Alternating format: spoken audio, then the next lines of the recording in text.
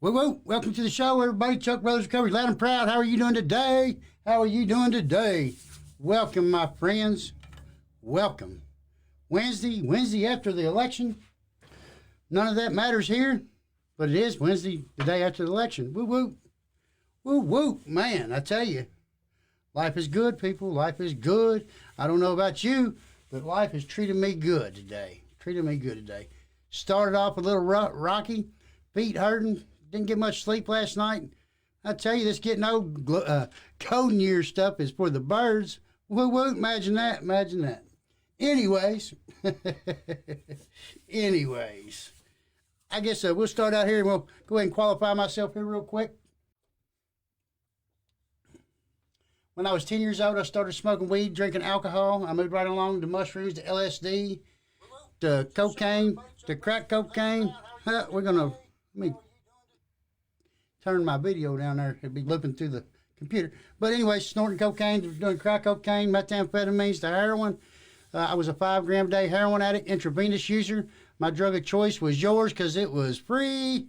Now, my drug of choice was mixing heroin and methamphetamines together, speedballing. And I don't tell you that because I am proud of it. I tell you that because I am living proof that any addict can get clean and sober. There was a time and a day that everybody was saying, there's that junkie, there's that guy, #1 town hero, you know.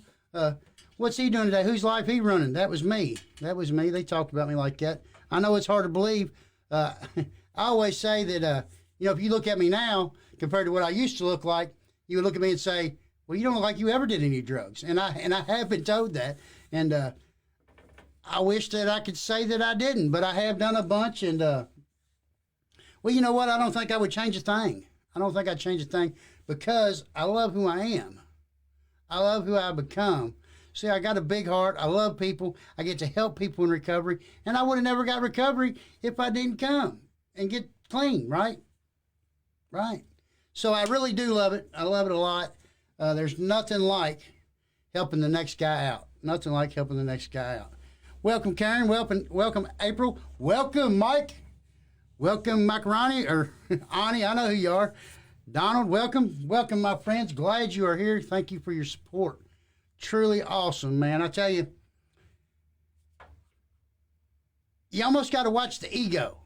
Because people out there just, they praising you for what you're doing and trying to help other people and all that. And really, I don't come here I don't do it for the ego. I don't do it to get paid. I do it because I help people. I want to help people.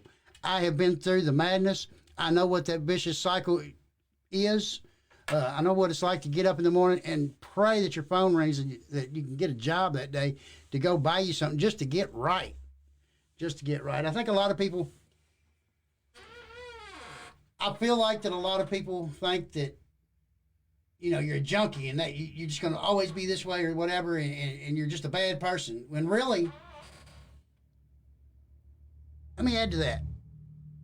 People think that I just want to get high. You just want to get high. You're not worried about anybody else but yourself. But there comes a point in addiction, like where I was at with heroin and opiates and all that I couldn't get up and function without it. It wasn't about getting high no more. It was about getting right, getting normal, just to be normal. And it's awful. It's a vicious, vicious circle. And the thing is, people, why didn't I quit? Because I couldn't. That you get so sick that all it takes is one hit or one dose or whatever, one shot, whatever you're doing, and all that goes away. Now I'm normal. I'm not puking no more. I'm not got diarrhea no more. I'm not got the hot flashes, cold flashes, the icky wicky shake or whatever. I always called it restless body syndrome because that's what it felt like. It was awful. And yeah, that's why I did it every day, was because I had to.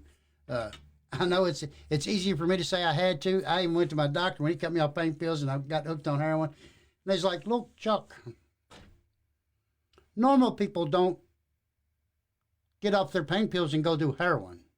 But see, to me, I had no choice. I had to go from the pain pills to the heroin because I was freshly married, fresh new baby boy, working a job for myself, doing heating and cooling for myself. I had the pretty blue house with the white picket fence, the 2-car garage, and the swing, that everybody wishes they had. I had that. And I wasn't willing to give it up because I was sick. And today, I know that that's what you do. You go, you get off your pain pills, you throw them away or whatever, and you don't do no more. You go through whatever little bit you got there. You don't even really realize that that's dope sickness. You don't realize that.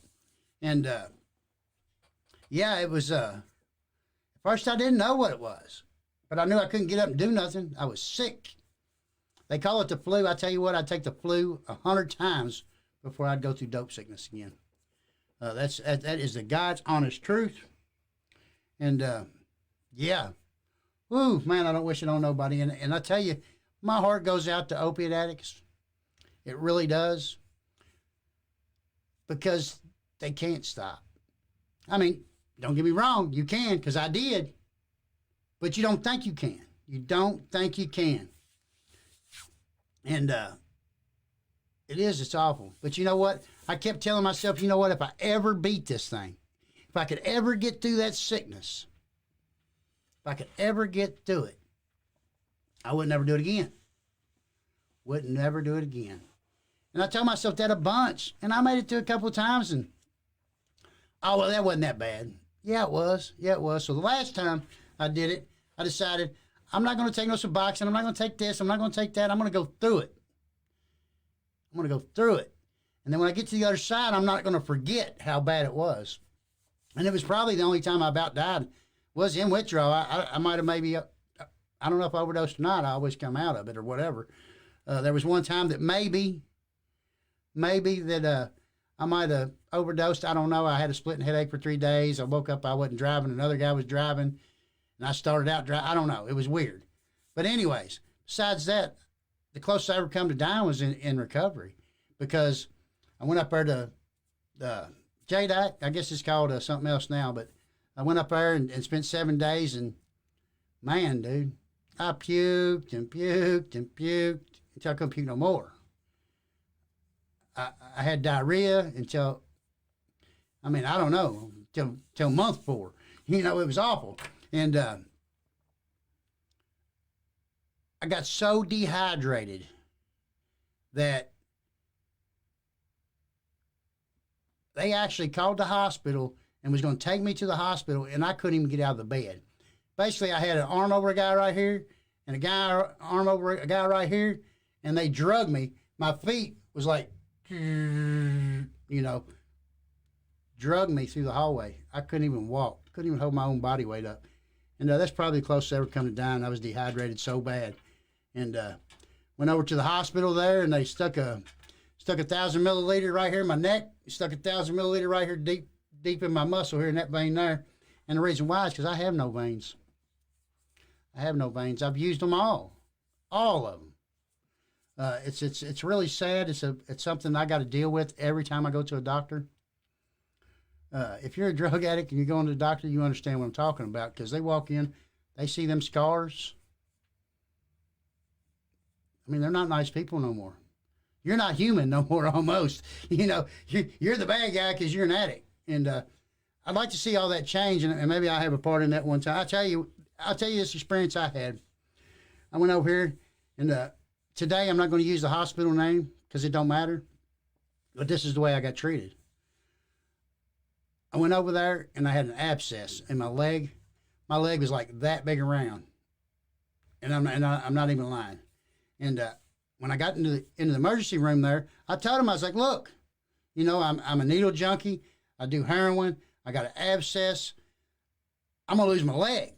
Please help me. And I tell you, them people frowned on me and treated me like dog doo-doo. But I had to stay because I was going to lose my leg. And they finally got me a room, stuck me upstairs. And, I'm one of them idiots. I was doing heroin while I was there. I'm an addict, and that's what I do, or did. And just tell you that because that's the power of it. That is the power of it. But the doctor come in the next morning. He said, Mr. Brothers, I see you got infection in your leg. And I was like, yeah, I do. And He said, "Are you a drug addict?" And I got treated so bad in the in the emergency room. I was scared to tell him yes, so I told him no. I said, "No, sir, I'm not no drug addict. I got a cut and got abscessed, and that's what happened." But it was a lie. I mean, really, I mean, he probably already knew. But he left. He come back. He said, "Mr. Brothers, why you lie to me? You're not supposed to lie to your doctor." I said, "Wait a minute, doc. I told them downstairs, and they treated me like dog dirt." He's like, "I don't care, Mr. Brothers. I'm your doctor, not them down there. You always tell me the truth." And he really gave me a way to go, people. And I ain't going to lie to you. He really gave me a way to go. And I told him, "Give me my medicine and a paper," and I was going to sign myself out of there. I didn't care if I lost my leg or not. And I did. I signed myself out, leg that big around, and walked out of that hospital. And thank God I still got my leg. Okay, here's one more instance that I'm going to tell you now. I guess this is the way the show's going to go. I don't know. But went to a hospital up in Louisville. Abscess, same thing. Couldn't hit a vein. Put an IV in me. They stabbed me, people. Really. Everywhere they could stab me. I mean, it wasn't like just, you know how they do and they slide in there and they kind of move around. They didn't do that for me. No, they stabbed me with the needle. And finally, I had enough. I said, "Look, you ain't sticking no more needles in me. I mean, if you can't do no better than that, you ain't gonna stick no more needles in me to get this IV." And they treated me like dog crap there too. You know, I mean, they really was. They wouldn't treat me like a regular patient, like how you would get. I mean, everybody knows that it hurts. Everybody knows that they go slow and they little pinch. You know, no, not for me. They didn't do that. It's only happened twice. But I walked out of that hospital, signed again, a waiver. Might lose my arm that time. And they did give me some medicine to go, because I wasn't staying. But yeah, I walked out of that hospital. But here's the problem. Here's what the whole deal right here, people. Right here. I can't help it. I think every time I say "here's the deal," I think, "Come on, man." But anyways, the thing was, ain't this the most perfect spot to say, "Hey, man, there's a place down the road. Let me show you something. Place down the road can help you. It might even save your life. Let me make a phone call. United for Recovery or whoever, make a phone call. Hey, I got a gentleman up here who's in bad shape. Is there any way y'all come down here and talk to him? Here, sir, let me show you some literature.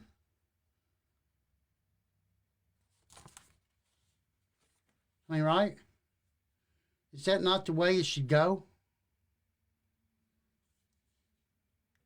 It's sad, people. I mean, I get it. If you're not an addict and you don't got nobody in your family who's an addict and you don't understand addiction, I get it. Think about this. You fall off your exercise bike and break your neck.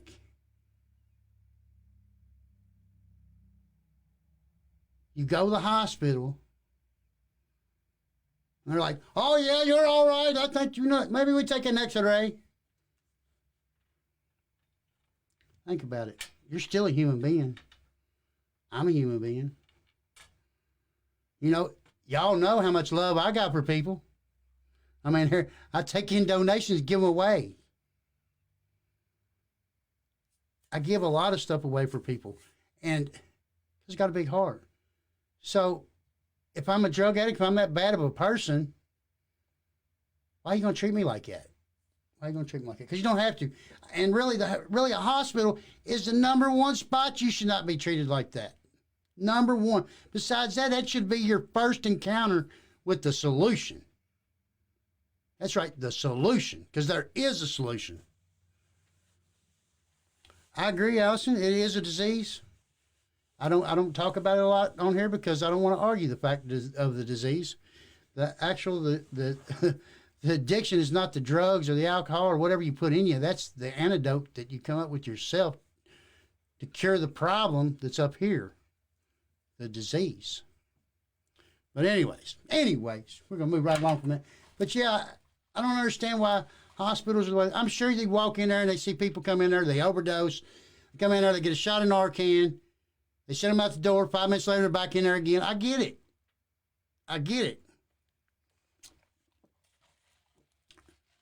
That's right, Ashley, we do. We fight every day to stay clean. And it is an everyday battle, people. Even for me. I go to a lot of rooms. Probably 4 or 5 times a week. Then I get on here 3 times a week doing my show. Then I'm out there helping people as far as sponsees and stuff.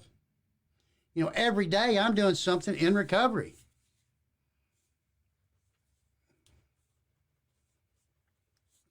I agree, Aaron. I agree. I mean, you do see stuff out there, but here's the thing: they don't even choose that option. The thing is they come in there and they just treat you like a dog, send you right out the door. Never take an opportunity to do anything different. And you're right.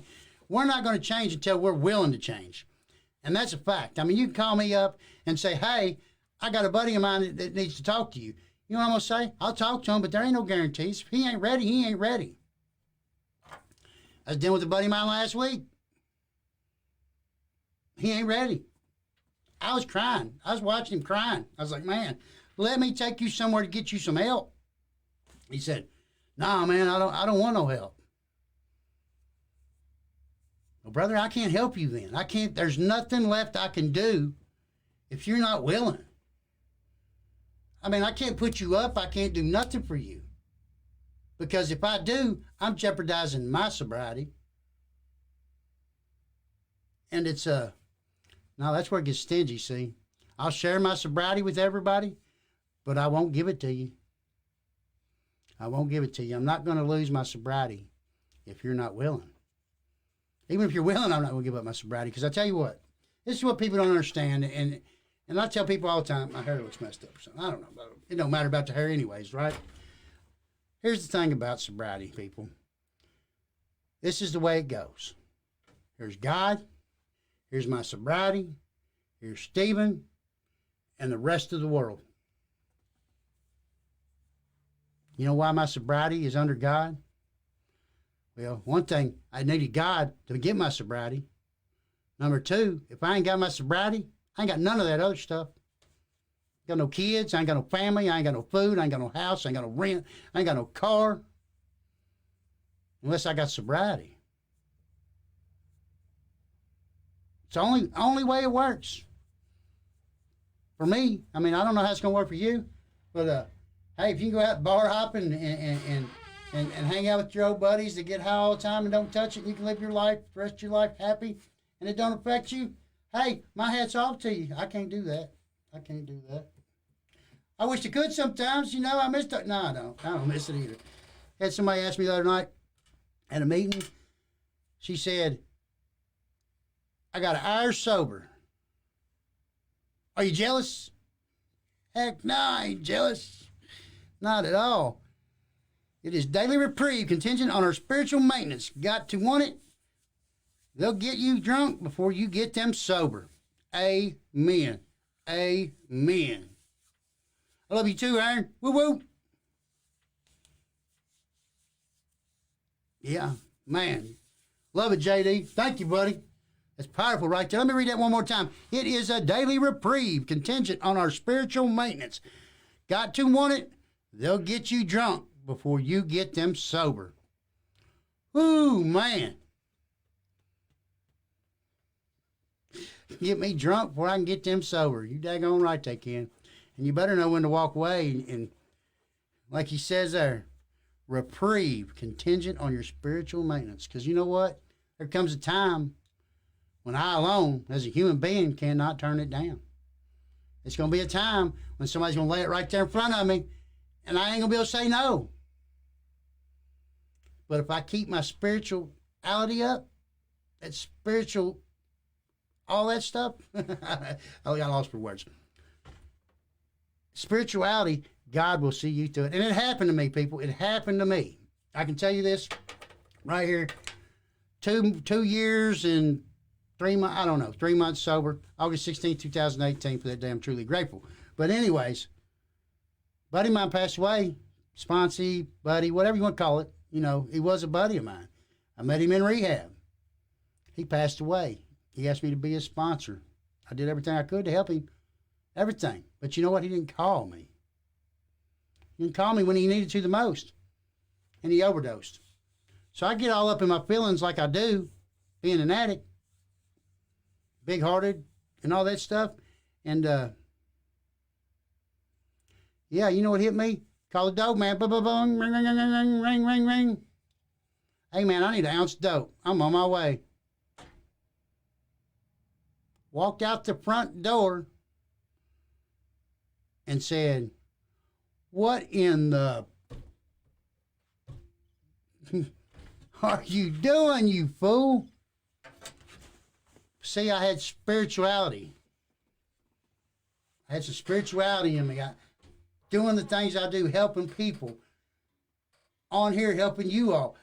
Going to the rooms, doing the things that I'm supposed to do to stay in constant contact with my higher power, which is Jesus Christ. Don't have to be yours. Don't have to be. But that is who mine is. And he stopped me. He stopped me. But I was on my way. If it was left up to Chuck Brothers, I was on my way. That's true. That's true, Ronnie. I learned from my sponsee the best lesson ever. When somebody like that comes up to me, I stick out my hand and say, hey, I'm in sobriety.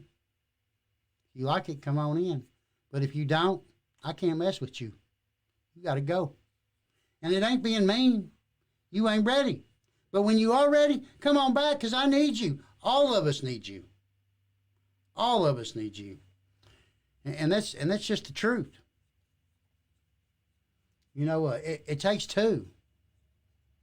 One of us can't do it. Well, maybe they can. I don't know. I've not met anybody that's where I'm at that got clean because they just decided to get clean and didn't want to ever do it again. Matter of fact, I do know two people. One of them's my sister, and she's not an addict. She is not an addict. She smoked for like 10 years, put down cigarettes, never went back and get another one. I've done drugs with her. She quit. Went on with her married life. Never need another one. Ask me, why can't you quit? Why can't you just stop? Because I am an addict. And what I do is, when we go out partying, you go home at night. I don't go home until I lose the house, lose custody of Stephen, locked up in jail, dead. You know, that's where I go. I can't stop it. I can't stop it. It's weird. You know, it really ain't about the drugs you do. I can remember, but anyway, I remember back out doing cocaine.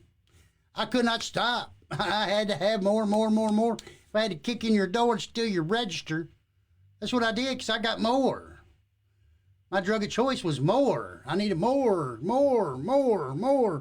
And it's an awful feeling. But I had nowhere else to go but to go get more. And my brain would not shut off. It was like I was a zombie and I was following that path. And is it Tom and Jerry, the little mouse, got his little nose up there and he's following the cheese smell? Just like in a trance. Well, that's me on drugs. I get in this trance and I just got to have more. Then I did it again. I done made somebody mad. Did it again. Disowned. Did it again. Broke before Saturday morning. Did it again. Had to apologize. There I went, did it again. Didn't show up for work. Like I promised them I would. They really needed me that day, you know. Then again, I had to go back and go in there and tell the boss another lie why I couldn't make it that day. There was again. They're going to spend all my money on dope, and I can't pay the electric bill. I went again, couldn't pay the water bill. One more time, I had to go ask Mom and say, hey, Mom, you help me out here. I God didn't pay me for that job, and now I need to pay my bills, and I ain't got it. Oh, dude did pay me for them jobs. It's them lies that I do it on here. I don't even try to sometimes. I'm like telling y'all the story, and they're like, yeah, waddy, whatever. And I had to say, stop. Sorry about that. I just lied. Let me correct that right now. And I do. It's, it's recovery has really changed me. There's a lot of times that I see things going on, and I want to go out here and be part of something, and I can't because I think first. And all them things that I didn't think first about before is what got me here, right here in this seat right here. I'd love to say that I got sick and tired of being sick and tired. It's not my story. I'd like to say I had Stephen. I wanted to be number one dad, so I quit. That ain't my story either. Because you know what? I pretty much packed his bags up. Told you come get him. Because I was too busy getting high. I didn't have time for all that. But what did happen... Whoa. Right there's what happened. Praise Jesus. He found a way. Get me up in Louisville. Poplar Level Road. Big boy, preacher, sir. 12 grams of heroin in my pocket. Half gram of meth and a Xanax bar. And he found it fit to put a cop right there next to me. Detective. So when I get it out of my pocket and I go do the shot, car pulls up in front of me, stops. Cop on the right jumps out of the car. Cop in front of me jumps out of the car. Freeze! They wasn't that nice. Freeze! Oh, no, it wasn't that nice either. But anyways, they wanted the dope, and they wanted it now. Well, they got the dope, man. I'm telling you. They didn't know where to hide it that quick. It was gone. But that's what happened. And you know what? At that point, I didn't even want to quit then.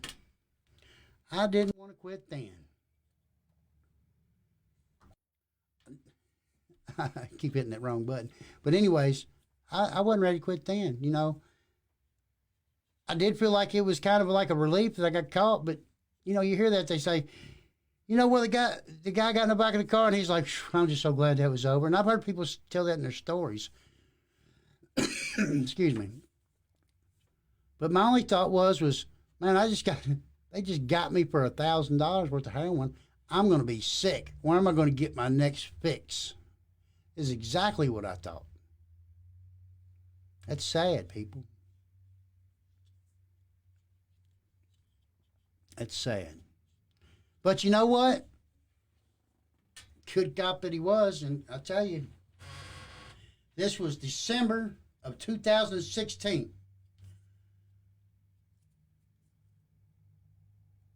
It was like a Tuesday or Wednesday before Christmas that weekend. And he asked me, he said, son, what are you doing for Christmas? I thought, I'm going to jail now. I'm going to jail. Sick. And I said, no, sir. Reason I'm sitting right here is because my ex-wife got my boy for the week. And I had to stop here to give her his medicine that she forgot, which I did. And he was pretty cool, people, really. I mean, he didn't have to do what he did. You know what he did? I'm going to tell you what he did. After he threatened to beat me up, and if he got stuck by a needle or any of that stuff, people didn't care who was watching. Tell you what he did. Man. I told him the story about the pills and all that, and I said, my ex-wife's fixing to be here. I got full custody of my son. If she sees this right here, I'll never get him back, right? Y'all know the story. I'll never get him back. So, when she pulls up, man, he takes me out of my handcuffs and lets me walk over to the car like I was just sitting there talking to the guy. Hand her that medicine and let her drive off. She had no idea what had just went down. I mean, he didn't have to do that. Tell you people, I'm not no big cop guy. I ain't. That's what he did for me. And then you know what else he did? I had a buddy with me. He was driving. I was sitting in the passenger seat. He said, son, what I'm going to let you do here is go home. You have a great Christmas with your son this weekend. I'm going to give you a court date, and if you don't show up, I'm coming after you. You understand me, boy? Yes, sir. Yes, sir. Well, I'm going to tell you what happened. He let us go. He wrote me a ticket. He didn't even give my buddy a ticket. I took the blame for it all.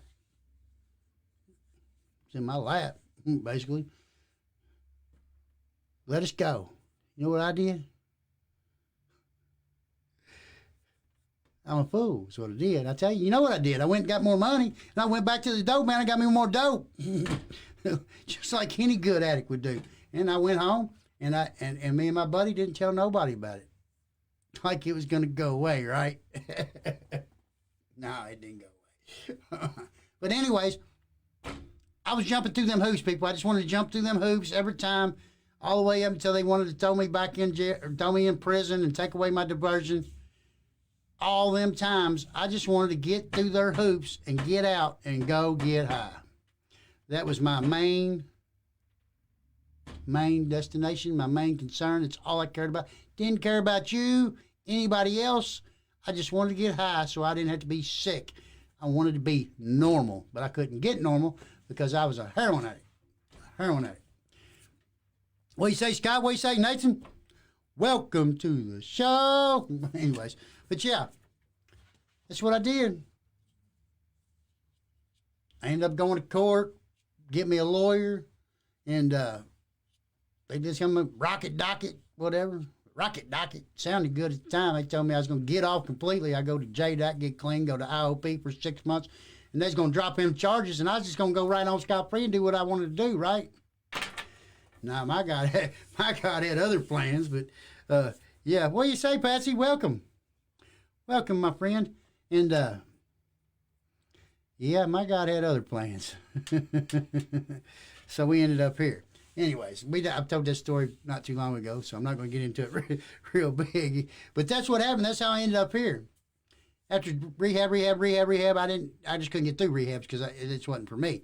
You know, I had to go to drug court, get all that stuff, and that's how I got clean. But anyways, can I get a woo-woo? Woo-woo. God is good every second of every day. God is good all the time. All the time, people. Woo-woo. Woo-woo. Heck yeah. But, yeah, that's how I got here. Loving it ever since. I'm telling you, if you're thinking about getting clean and sober, if you're thinking about that you want to get clean and sober, hit me up right here. PM me. I tell you what, we'll find you a bed in the morning, get you in rehab, and you can have a sobriety date of 11/5/2020. Ooh, 11/5/2020. Yes, sir, Bob. I don't care. You're male, female, whatever. Let's get you sober. Because if you're thinking about it, let me tell you how good my life is. It is awesome, people. Even on my bad days. I know, right? Look at that smile. You don't get that in addiction, people. You don't get that. Man, I belly laughed Halloween night. So hard I was almost crying. I haven't nothing in me. You know what I had in me? The Holy Spirit. Woo-woo. Yeah, and I ain't saying you got to be religious and all that stuff, people. I'm just saying that life is better sober. Life might suck, but it sucks better sober. I promise you. Promise you.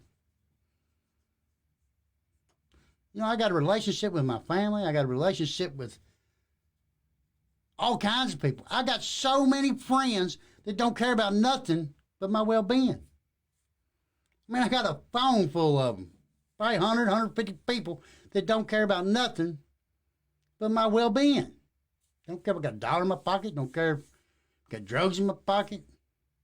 Matter of fact, if I call them right now, 149 of the 150 people are going to try to find a way to get to me to make sure that I'm okay.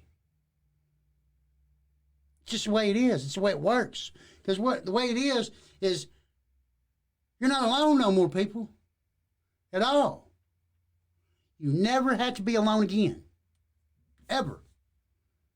So all you got to do is pick up the phone. Man, I'm having a problem. Next thing you know, man, you got all kinds of people wanting to talk to you, help you out, look after you, make sure you're all right. And they don't want nothing back. They don't want a dime. They don't want a nickel. They don't want $2. They don't want $500. Probably take it if you give it to them. I don't know. I would take it if you give it to me.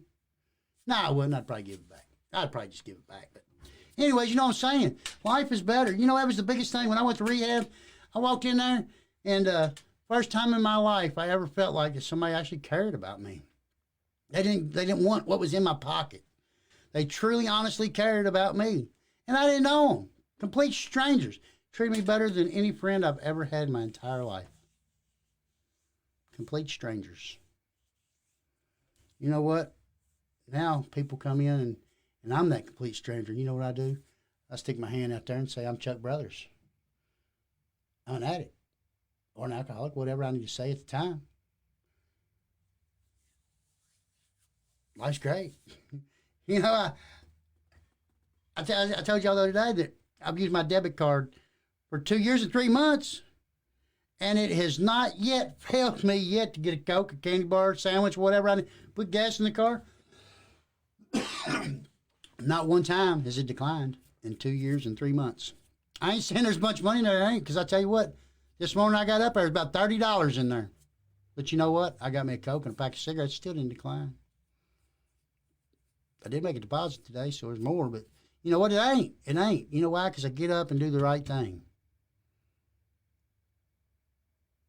You know, I was stressing the water bill the other day, but you know, I ain't got stressing no more because it worked out. It always works out in recovery.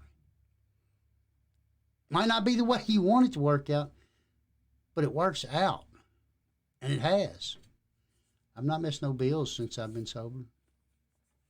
You know what? I couldn't buy me a hot dog in the madness. I make the same money. I can put money in the bank and save $1. It's amazing. I know it's the small things for me. It really is, because I couldn't do that. I literally had my mom pay my bills, and here I'm probably making 3 times the money she was making. Sad. Thank God I've had the opportunity to be able to help back in sobriety. And you know what they say? You don't have to do that. Oh, you don't have to do that. Well, you did it for me for how many years? You should have cut me off a long time ago. You should have took it all. You know, put the foot down. We ain't doing it no more. I mean, they eventually did.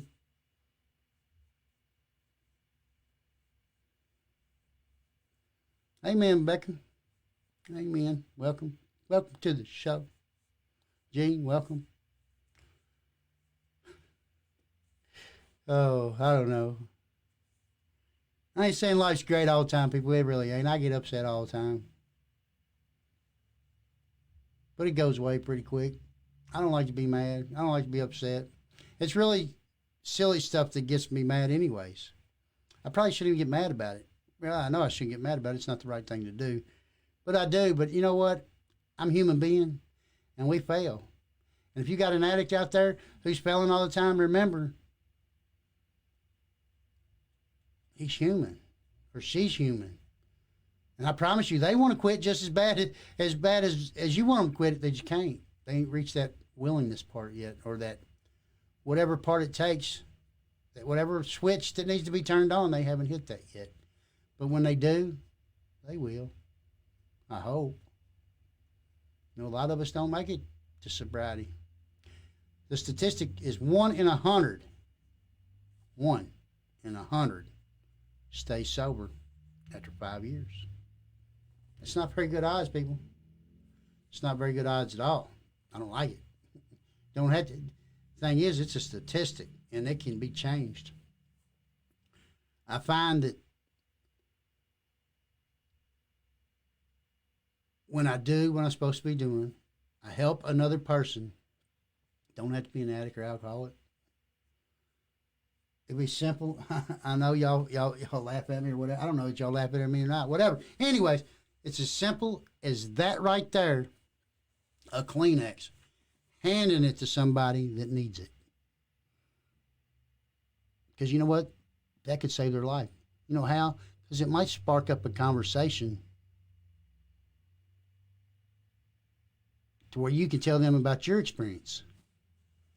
And when you're telling them about your experience, they're not thinking about their experience. They're getting out of their head. It's really easy, people, to help another person. But it ain't easy to get off drugs. It ain't easy to, the trick there is you got to be willing. Got to be willing. And I don't know exactly what everybody's willingness is. I wasn't willing to do anything, just to get high. That's all I wanted to do. Come on, let me out of here. Woo woo, like a rabbit. Gone, get high. Yeah, I don't have to do that today. You know, me and the guy was talking. They had some years sober and got to talking about, well, you know, I like to smoke weed. Well, I do too, but I can't. And they're like, I don't understand. I'm like, yeah, I like to smoke weed. I really do. I would love to go smoke a joint right now. I would love to do that, but I can't. And you know why? Because I love recovery more. I love that I get to talk to my mom. I love that me and my stepdad get along great. I love being free. Because if I smoke a joint and I'm scared or what's the word I'm looking for? Delirious. No, that ain't what I was looking for. Scared of people. I'm scared of walking to the store. I'm scared to drive down the road. I'm scared of everything. That's not free. I want to be free. Because, see, I can walk out this door right here, get in my car, and I can go anywhere I want to go. And if I get pulled over, I don't care. They're not going to lock me up unless I run my mouth really bad. And that's possible, I guess, sometimes. But they're not, they can take me to get a blood test. I can blow in their machine, whatever. They're going to write me a ticket for the wind or the lights out or tag lights out or whatever. Or they might just say, in my experience has been, I start telling them I'm in recovery and they tell me to keep doing what you're doing. And I haven't had a ticket since. I've been pulled over by a state trooper. No seatbelt on. 6 mile an hour over speed limit. You know what he said? Slow it down. Don't forget to put your seatbelt on, sir. I'm going to let you go with a warning. A state boy. It don't happen, people. It don't happen. It's unreal. That's God working in my life. It's stuff I see, you know. I see stuff like that, and I'm thinking, whoa. I see a lot of stuff like that. And people like, they get in trouble, and they're like, oh, my God, oh, my God, oh, my God, oh, my God, oh, my God. Yeah. You better be praying to God because he's going to be the one to save your butt. But here's the thing. Be honest with him. Tell him the truth. Do the next right thing. And if you're lucky and you are doing all that stuff, man, God lets you free go. I don't know why, how, or what, but I've seen stuff that happens that there's no way possible that you can get away with that and get that. You can in recovery. I promise you. I know a guy that had 80 years and 50 felonies. He packs a gun legally. I know 2 people like that, actually. Should have never, ever, ever seen the light of day. But here they are. You know why? God. No other reason, or spirit of the universe, whatever you want to believe. I can buy into that. Buy into that. You know, everything's connected. I believe that too, some. I do believe in Jesus Christ. But I also believe in the power of positive mental thinking. Just like negative thinking, if you're negative, it just, man, it breeds negativity. It's like just compounds it. Positivity does the same thing. Does the same thing. What you say, Bubba? Welcome, my friend. Paranoid, that's what I was looking for. Be all paranoid. But yeah, it's kind of where I'm at today, you know. Just kind of loving life. Seeing my old buddies come on here. Probably looking at me thinking, that dude is ate up, because they know how I used to be. They know how I used to be. And it's all right. It's all right. Because see, if I wasn't ever like that, I couldn't tell you about it. Sharpest tool I got. My pickaxe, well, that's my heroin addiction. My shovel, well, that's my crack addiction. 9/16 socket, well, that's where I smoke weed. And that's the things I use as tools to help somebody else. It's amazing. It's really amazing how it works. And it don't matter if anybody believes me or not, but I tell you what, get on here and find some of my old buddies on there and ask if I ever been so happy in my life. They'll probably tell you, no, I ain't never seen that guy smile like that. I ain't never seen him laugh like that. Never seen them belly laughs like that. I mean, we probably had some, but not like I have today. Not one, not two. I get that 3, 4, 5, 6, 7, 8 of them at a time. Just fall over laughing. Buddy of mine, like I was telling y'all the other day, or a minute ago, that come over to that Halloween thing. All he had for an outfit, period, was a red clown nose. I ain't never laughed so hard in my life. Woo! Oh, I got a secret I forgot to tell y'all. I talked to a guy the other night, Monday night, after the show. And I think he's going to come on here somewhere in the 20-somethings or something of this month. He's dropping a song. That's right. Dylan Winston. Drummer. I believe we're going to have him live on the show. What about that? That's awesome. I love that guy. He's got a good story. Addiction, suicide. Maybe he can help one of you. Anyways, I don't want to forget about my friends at United for Recovery. Contact United for Recovery at 860 West Stephen Foster, Bardstown, Kentucky, 4004. Phone number is 502-348-1879. Please leave a message. If you need to talk to somebody right now, you can call Lisa at 502-510-4328.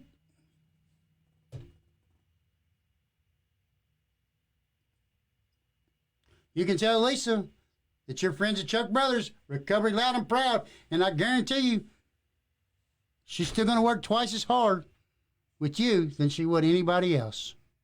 Not because you're my friend, because that's what they do. Super good people.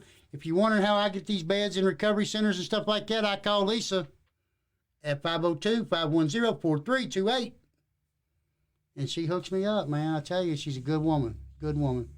And all the girls at United for Recovery and guys, you can find them on the internet at www.unitedforrecovery.org. Look under the resource tabs. There's all kinds of religious rehabs, free rehabs, paid rehabs, insured rehabs, all that good stuff. They are there. And if you need help, call Lisa. Good woman.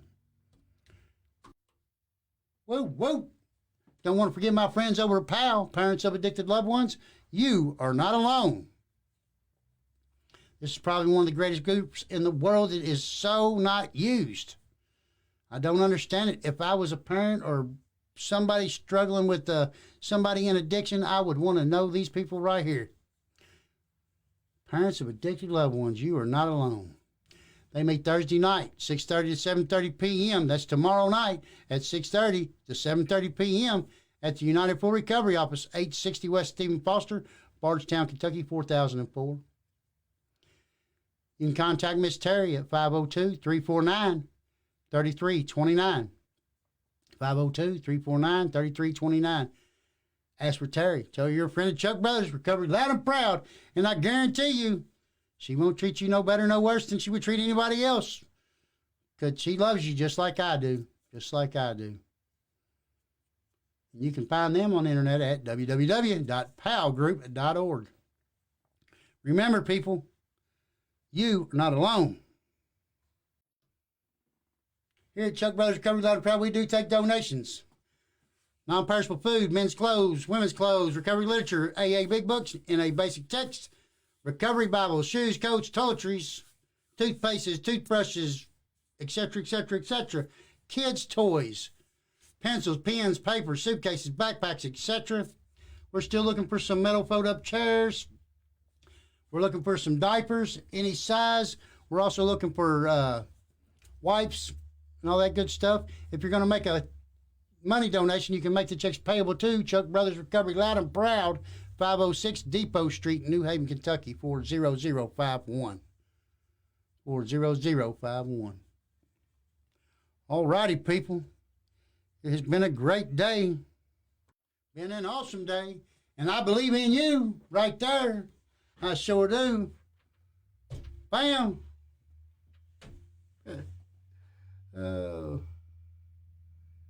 Anyways, I do believe in y'all 100%. I do. And if you need help out of addiction, you need help just getting out of your mind, need help, whatever. I'm here to help you. United for Recovery is here to help you. PAL Group is here to help you. PM me, look them up, whatever. Whatever. You're not alone today, people. You don't have to be alone. And if you want help, if you're sick and tired of being sick and tired, I know that's cliche, there is a way out. There is a solution. And it's right here in front of you. Not saying me. I'm just saying it's right here. There's the answer is here in front of you. Lots of people willing to help who's not going to judge you. Not going to judge you because most of us have been there. We understand. And we do believe in you. I'm going to try to do this, and I don't know if it's going to work. It usually does, or don't, or whatever. We're going to do we are going to do the integrity, then rehab, then sponsors, then in memory of, and we're going to play drama, Never Walk Alone.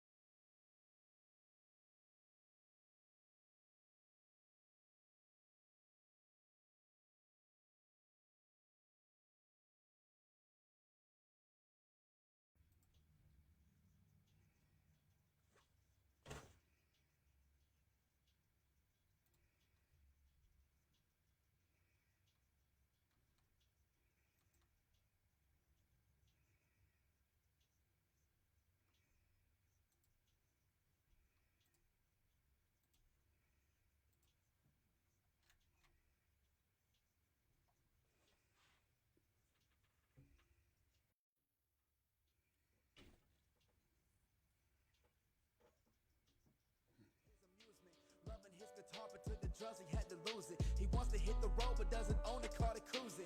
Now he's all alone with a cup of purple juices, laughing with the mattress, scratching at his bruises. Jack off to an actress that he's watching in a movie. He's never getting action, girls are scared of his delusions. If legends never die, how it's not the kid to prove it. Never walk alone. Never walk alone. And life's a battle. You can flee from people, but evil to travel in the shadows. Never walk alone. Never walk alone, and life's a battle. You can flee from people, but evil, they travel in the shadows. His buzz was getting weaker with the more that he done. Instead of being fun, it made him apathetic and numb. He take a look into the mirror and hated what he become. A fucking bum, thought the world be better off when he's gone. Planned to take so many drugs that he may never wake up. But he done spent his last $30 on Xanax and rum. He called his grandma up and said, I need some money for dress clothes. I got a job, ma, I can't follow the dress code. See, he already knows that he won't last till tomorrow. So he don't give a fuck about the cash that he borrows. She told him she'd be over around 8:30 or 9. It was 1 o'clock and he was too impatient to die. Ravaging through all the stuff around.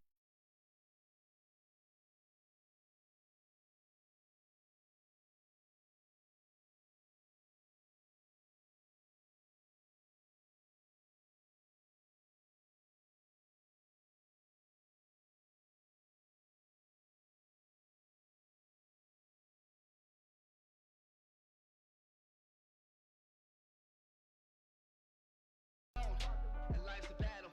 You can flee from people, but evil they travel in the shadows. At 8:45, 2 cars pulled into his drive. He saw the car, but another car followed behind. She said, I'm proud of you, and good jobs are harder to find. But if you're gonna work, then we gotta get you a ride. Look, I bought this car for you from your Uncle Jack. We wanna see you succeed, don't gotta pay me back. It's got a lot of miles, but it's been maintained. I just wanna see you happy, it's never too late to change things. And here's your $50, I hope it's enough. At Salvation Army, that might even get you a tux. She hugged him hard and said, I hope it's get you out of your funk. And I brought you some groceries in the back of the trunk. Then he broke down and told her what he's planning to do. He said, I didn't get the job, Ma, I wish it was true. You'll never understand the battle, cause these demons are strong. And I hate to admit it, but I done lost and they won. And all I ever really wanted was a moment of silence. These voices in my head are telling me to be violent. I tried praying to God, but he don't ever respond. But these voices go away whenever I take a bump. Then she dropped the keys and started gasping for air. Oh my God, my breathe, take a seat in this chair. We sat her down and then Uncle Jack hopped out of the car. She continued to struggle, but now she's grabbing his arm. And Uncle Jack shouted, call 911, you're a fucking coward, Howard, damn it, look what you've done. A piece of straw can break a camel's back and you were the one. My brother took his life cause you're his piece of shit of a son. Howard screamed, I never knew him when he died, I was young. This is not my fucking fault.